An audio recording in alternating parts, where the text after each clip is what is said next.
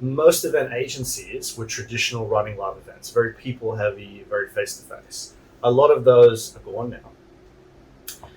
The ones that survived had already done virtual or transitioned to virtual. The difference now is that in 2019 and prior, you didn't have a lot of platforms to choose from. There weren't many heavyweights in the industry. So even though they were around, if you look at, for example, Scott Brinker's Martech super graphic, which inspired ours, in 2019 there were only roughly 300 in the event space. Now there's 1,000, and it's growing. So it's hit a point where the choice is overwhelming, and every vendor claims to do the same thing. So you really need to get into the nitty gritty. You need to be a technologist to understand what those limitations are. So when your client comes to you and goes, well, why would I pick this platform versus that platform? Here are my particular needs. You know exactly why.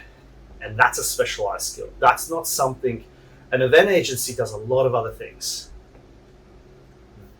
They do production, they manage the speakers, they do all of they do a lot of other activities. So they can't necessarily specialize in the tech. And they didn't need to before because there weren't that many platforms to choose from.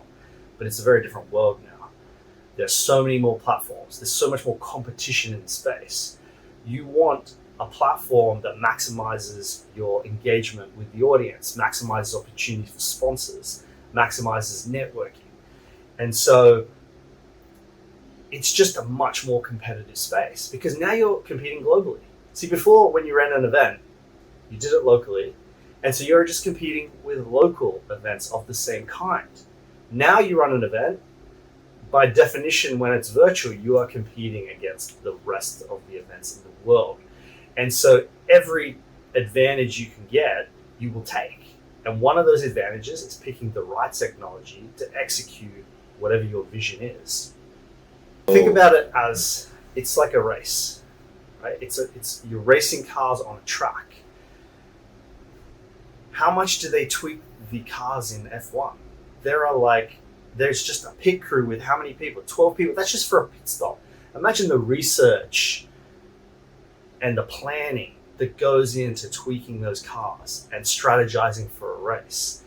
The technology is absolutely critical. Every tiny bit of advantage you can get by tweaking the technology, you will take. Because if you want to win the race, you have to beat everyone else. And that's what we're in now, where you're competing globally to get mind share of our audiences.